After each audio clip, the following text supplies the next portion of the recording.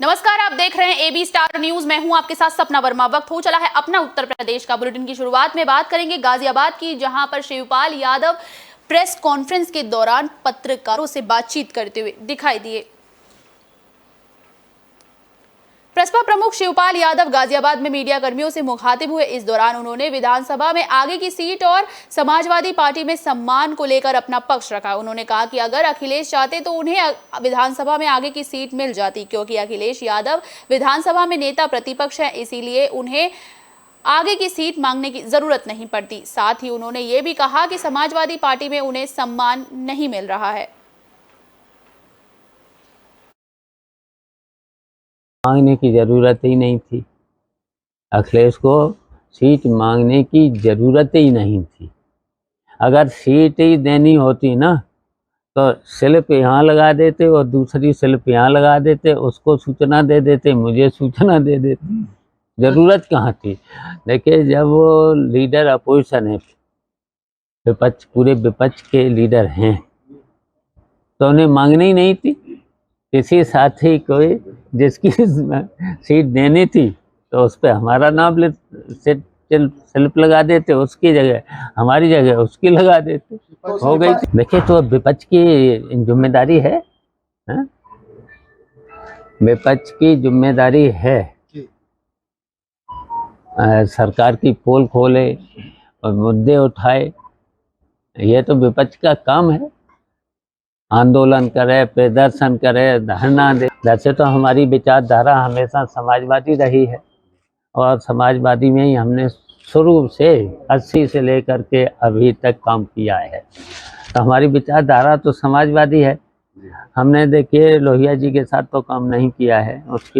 उसके बाद मधुलमय, जॉर्ज फर्नांडिस और जनेश्वर मिश्रा, बाबू कपिल देव सिंह, और फिर उसके बाद चौधरी साहब भी जब लोकदल और ये सब बना इसमें, और फिर उसके बाद चौधरी साहब भी जब लोकदल और ये सब बना, इसमें सब में काम किया है। राजनारायण के साथ काम किया है, शायद उसमें भी। हाँ? तो देखिए, अब ये तो परिस्थितियां जैसी भी होंगी, हाँ, हमारी विचारधारा समाजवादी है। अच्छा, अखिलेश यादव ने विधानसभा में आपके लिए, नेताजी ने तो हमेशा देखिए परिवार को इकट्ठा रखा, समाज को इकट्ठा रखा, गांव को इकट्ठा रखा, फिर प्रदेश में सभी वर्ग के लोगों को इकट्ठा करके कई बार, 3 बार तो नेताजी ने सरकार बनाई। बात करेंगे लखनऊ की, जहां पर इंडियन स्वच्छता लीग कार्यक्रम का आयोजन हुआ। स्वच्छता कार्यक्रम के दौरान मंत्री भी शिरकत करते हुए नजर आए।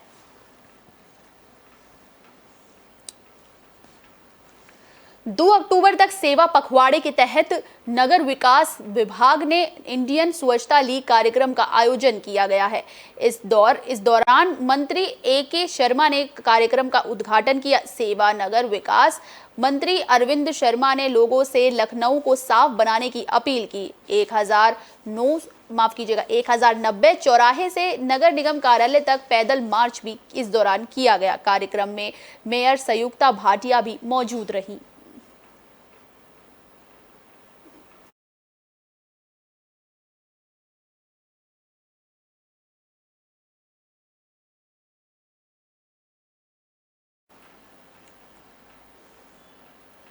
बुलेटिन में बात कर लेते हैं प्रयागराज की, जहां पर प्रेमी जोड़े के साथ बदसलूकी का मामला सामने आया है, जो कि अब एक वीडियो भी सामने आ रहा है, जो कि सोशल मीडिया पर वायरल हो रहा है।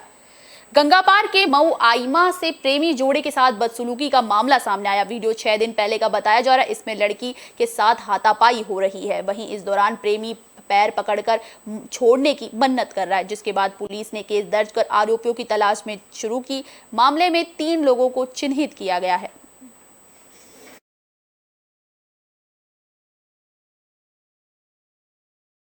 अवगत कराना है कि यह वीडियो थाना मऊआइमा जनपद प्रयागराज का है। पुलिस द्वारा इस प्रकरण में गंभीर धाराओं पर मुकदमा दर्ज किया गया है। अभियुक्तों की शिनाख्त हो गई है। विधिक कार्रवाई अमल में लाते हुए शीघ्र ही इन्हें गिरफ्तार किया जाएगा। अवगत कराना है कि यह वीडियो थाना मऊआइमा जनपद। बात करेंगे बहराइच की, जहां पर भीम आर्मी ने पुलिस के खिलाफ अपना मोर्चा खोल लिया है। पुलिस की कार्यप्रणाली से नाराज नजर आई भीम आर्मी। बहराइच की पुलिस की कार्यप्रणाली के खिलाफ भीम आर्मी के सैकड़ों कार्यकर्ता और समर्थकों ने अंबेडकर पार्क में जाकर जमकर प्रदर्शन किया और पुलिस प्रशासन के खिलाफ जबरदस्त नारेबाजी की। विरोध प्रदर्शन पर बैठे भीम आर्मी के कार्यकर्ताओं का कहना है कि बहराइच पुलिस की ओर से जनता को न्याय नहीं दिया जा रहा, जिसकी वजह से बहराइच की जनता बेहद त्रस्त है। प्रदर्शनकारियों का यह भी आरोप है कि पिछले कुछ दिनों से हुजूरपुर इलाके में भीम आर्मी के मंडल संयोजक नरेंद्र भानु के साथ दबंगों ने पिटाई की थी, लेकिन काफी दिन बीत जाने के बावजूद भी पुलिस ने आरोपियों को गिरफ्तार नहीं किया है। अंबेडकर पार्क में प्रदर्शन कर रहे भीम आर्मी बलरामपुर के जिला संयोजक लंकेश लाल ने पुलिस की कार्यप्रणाली पर इस दौरान जमकर कटाक्ष किया।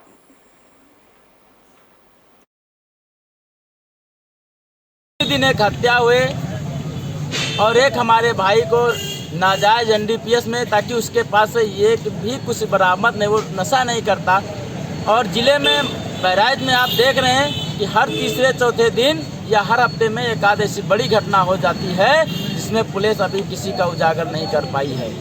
जब से आए कप्तान महोदय तब से किसी घटना का उजागर नहीं कर पाए हैं। तो इसी को बात करेंगे मथुरा की, जहां पर बोरिंग में भेड़ गिर गई, जिसके बाद इस भेड़ को बचाने के लिए चाचा भतीजा कूद पड़े। राजस्थान के बॉर्डर समीपवर्ती गांव मुंडसेर रस में बोरिंग में गिरे भेड़ को बचाने के लिए एक बोरिंग में चाचा भतीजा उतर गए, जिसके बाद चाचा भतीजे की दम घुटने से मौत हो गई। सूचना पर एकत्रित ग्रामीणों ने पुलिस प्रशासन को सूचना देकर बोरिंग में पड़े चाचा भतीजे को कांटे डालकर बाहर निकाला। मौके पर पहुंचे पुलिस प्रशासन ने एम्बुलेंस के जरिए दोनों चाचा भतीजों को उपचार के लिए पहले तो सामुदायिक स्वास्थ्य केंद्र भेजा, जहां चिकित्सकों ने दोनों को मृत घोषित कर दिया।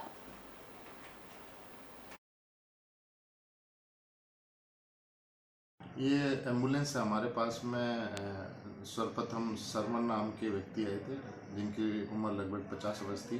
जैसा कि उनके साथ में आए हुए परिवारजनों ने बताया कि कुएं के अंदर ये चले गए थे और उसके बाद में जहरीली गैस के कारण इनका वहाँ पे दम घुटा है।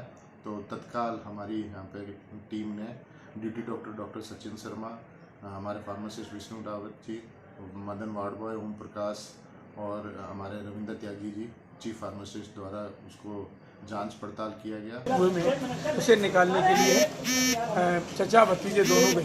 पहले लड़का गया और उसे नहीं निकाल पाया, उसमें गैस बनी और वो बेहोश हो गए। उसे निकालने के लिए उसका चाचा गया, दोनों उसमें अंदर बेहोश हो गए।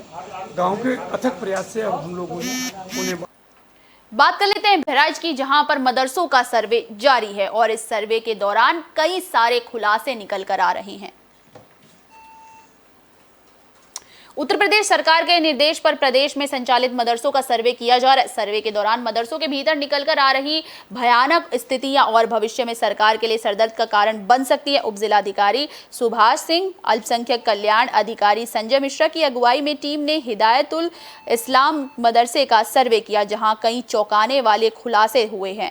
मदरसे के भीतर कुछ ऐसे मुस्लिम छात्र तामील हासिल कर रहे हैं जो देश की सीमा पार नेपाल से भारत आए हुए हैं। सर्वे में ये भी जानकारी मिली कि सीमा पर स्थित मदरसों में बड़े पैमाने पर नेपाल से छात्र आकर रहते हैं और तालीम हासिल कर रहे हैं।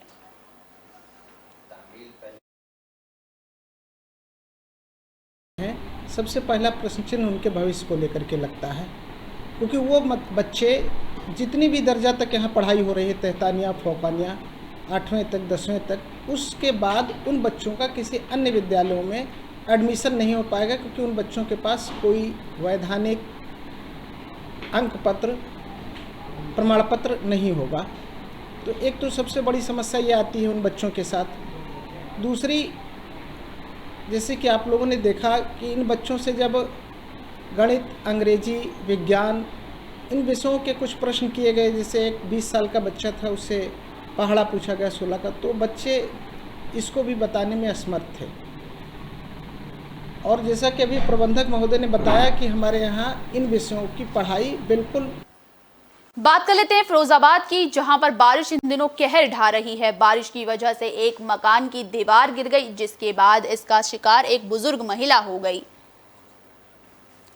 उत्तर प्रदेश के फिरोजाबाद में बारिश ने इन दिनों तबाही मचा रखी है। जगह जगह तमाम हादसों की खबरें सामने आ रही है। एक हादसा फिरोजाबाद के टूंडला क्षेत्र के थाना नगला सिंघी के गांव नगला आम का है, जहां पर भारी बारिश के कारण एक मकान की दीवार गिर गई, जिसमें कि 60 साल की रामा देवी की दबकर मौत हो गई। वहीं एक बच्चा भी गंभीर रूप से घायल हो गया है, जिसको उपचार के लिए अस्पताल में भेजा गया। मौके पर पहुंचे पुलिस और एसडीएम लेखपाल सहित प्रशासनिक अमला जांच पड़ताल में जुटा है। वहीं आपको बता दें कि परिवार काफी गरीब है, लंबे समय से मजदूरी कर अपना जीवन यापन कर रहा है। इस पूरे हादसे को लेकर क्या कुछ कहना था परिजनों का, चलिए आपको सुनवाते हैं। दीवार पलटी है। कहाँ पे कैसे पलटी, क्या हुआ? निकलते हुए और दीवार पलट गई। तो किसी की चोट वोट आई है, क्या हुआ है? खत्म हो गए और एक गहरी चोट है तो डल गए। खत्म कौन हो गया है? मेहतारी। क्या नाम है उनका? रामा देवी। उनके हस्बैंड का नाम क्या है? दादी का नाम प्रकाश। और बच्ची कौन है? आई है वो बच्ची का नाम क्या है? नंदिनी। नंदिनी। अभी कहाँ पे है वो? हॉस्पिटल गई है। आपने इसकी कहीं शिकायत करी थी? एसडीएम के साथ पास शिकायत करी। दीवार पलटी है। कहाँ पे कैसे पलटी, क्या हुआ? निकलते हुए और दीवार पलट गई। तो किसी की चोट वोट आई है, क्या हुआ है? खत्म हो गए और एक गहरी चोट है तो डल गए। खत्म कौन हो गया है? मेहतारी। क्या नाम है उनका? रामा देवी। उनके हस्बैंड का नाम क्या है? दादी का नाम प्रकाश। बुलेटिन में बात कर लेते हैं बलरामपुर की, जहां पर पक्की सड़क के निर्माण को लेकर ग्रामीणों में आक्रोश देखने को मिला। कई बार ग्रामीण इसको लेकर अपील भी करते हुए दिखाई दिए हैं।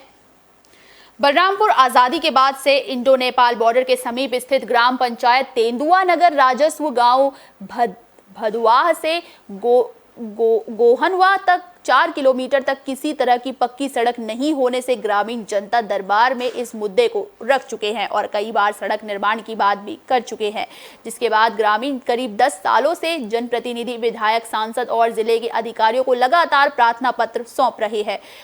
लेकिन पिछले चुनाव में समस्या को लेकर ग्रामीण सड़क नहीं तो वोट नहीं, मतदान बहिष्कार पर भी निकल चुके हैं। पंचायत में कुल मतदाता करीब 2000 है, जहां मुख्य समस्या पक्की सड़क है। इस गांव में से जिले तक पहुंचने में करीब घंटे लग जाते हैं। थोड़ी सी बरसात हो जाने पर रास्ते में पानी भर जाता है, जिससे गंभीर रूप से बीमार, प्रसव और मरीजों को एम्बुलेंस सेवा तक नहीं मिल पाती। कच्चे रास्ते होने के कारण रास्ते पर जल भराव और बड़े बड़े गड्ढे भी बने हुए हैं। इससे लोग गिरकर कई बार चोटिल भी हो गए हैं। इस मार्ग पर गुजरने वाले लोगों को काफी परेशानी हो रही। कच्ची सड़क होने से रात के अंधेरे में कई लोग इस रास्ते से होकर आने जाने के दौरान गिरकर घायल भी हो चुके हैं। इस कारण वहां पर रात में अंधेरा पसरा है। रात में ग्रामीणों को आने जाने और जंगली जानवर, तेंदुआ जैसे खतरनाक जानवरों से ग्रामीण डरे रहते हैं। रात में टॉर्च के उजाले में अपने घरों की रखवाली करते ग्रामीणों का कहना है कि कोई भी घटना हो जाने पर अधिकारी गांव तक नहीं पहुंचते हैं।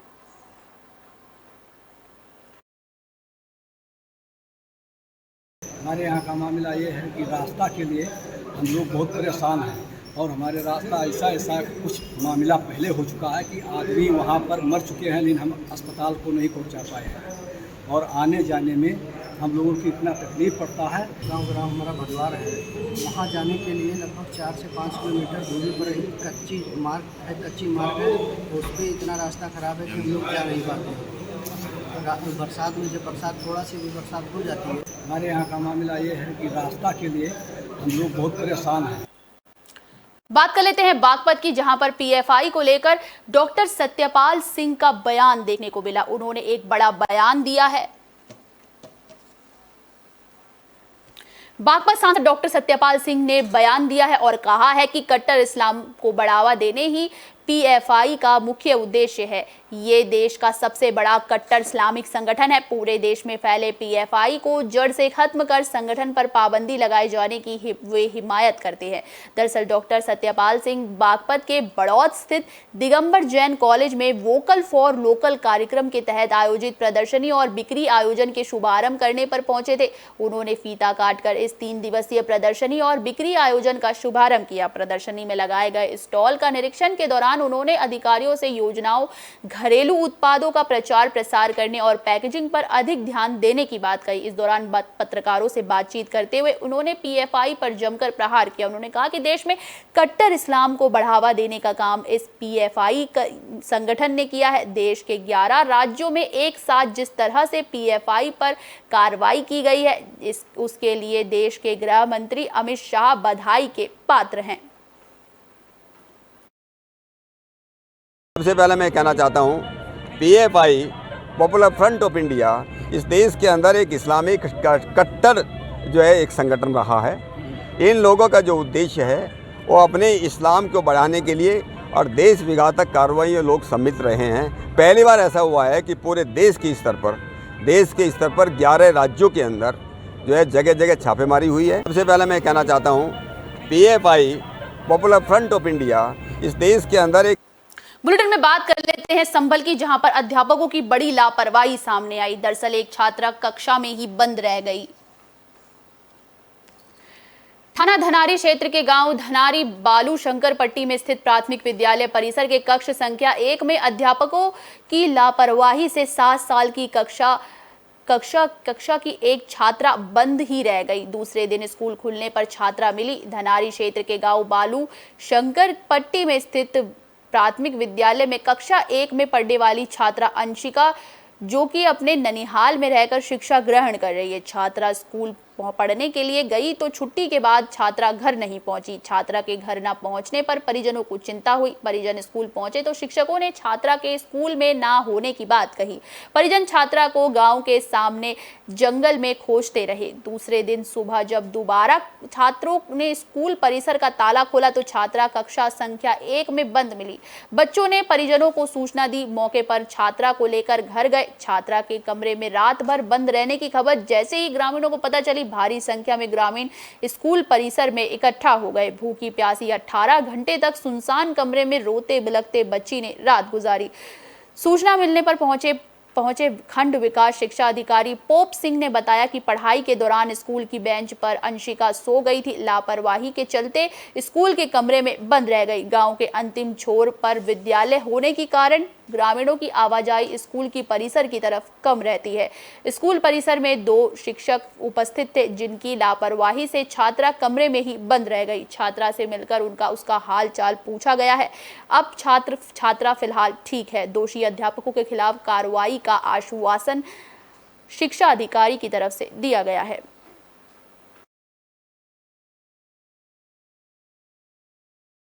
चला है कि ये जो अध्यापक और शिक्षा में दोनों थे, इन्होंने कमरों को प्रत्येक को नहीं देखा, जबकि प्रत्येक कमरे को घूम घूम के देखना चाहिए था और जब कमरे बंद करने चाहिए। इनकी लापरवाही है और इस लापरवाही की कार्रवाई करें। अच्छा सर, जांच में क्या क्या आपको खामियां मिली यहाँ पर? मेन तो यही बिंदु आया था जब पता चला कि बच्ची कल स्कूल में रह गई है बंद, तो इसलिए मैं जाँच करने आया। क्या मामला था? कल छुट्टी के बाद 2 बजे छुट्टी होती है शायद, उस टाइम मेरी मम्मी पूछने आई थी, वो घर पर नहीं पहुंची थी, तो पूछने आई थी तो उन्होंने। बुलेटिन के आखिर में बात कर लेते हैं वार्षिक महोत्सव को लेकर। एक विद्यालय के वार्षिक महोत्सव का सेलिब्रेशन हुआ। उत्तर प्रदेश के बागपत में दादरी गांव के चौधरी फूल सिंह आर्य कन्या महाविद्यालय में शुक्रवार को वार्षिक महोत्सव का आयोजन हुआ, जिसमें छात्राओं ने रंगारंग सांस्कृतिक कार्यक्रम प्रस्तुत किए। मुख्य अतिथि के तौर पर एसपी नीरज जादव ने दीप प्रज्वलित कर समारोह का शुभारंभ किया। इस अवसर पर उन्होंने कहा कि जिले में हर गाँव में पुलिस और सेना में जवान सेवा दे रहे। बालिकाओं को शिक्षित करने से समाज जागृत हुआ है और राष्ट्र उन्नति करेगा। युवाओं को अपराध की तरफ ले जाने से रोकने के लिए सब प्रयास करें। महापुरुषों से युवा पीढ़ी प्रेरणा लेकर उनके आदर्श, मूल्य और सिद्धांतों को आत्मसात करे। उन्होंने मेधावी और सांस्कृतिक कार्यक्रम प्रस्तुत करने वाली छात्राओं को पुरस्कार भी दिया।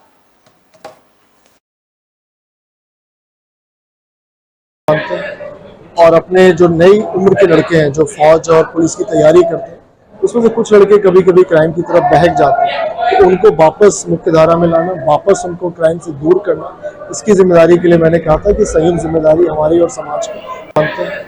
और अपने जो नई उम्र के लड़के हैं जो फौज और पुलिस की तैयारी करते हैं, उसमें से कुछ लड़के कभी कभी क्राइम की तरफ बहक जाते हैं, तो उनको वापस मुख्य धारा में लाना। यूपी के बुलेटिन अपना उत्तर प्रदेश में फिलहाल के लिए बस इतना ही। मुझे दीजिए इजाजत। देश और दुनिया से जुड़ी तमाम खबरों के लिए देखते रहिए AB स्टार न्यूज। नमस्कार।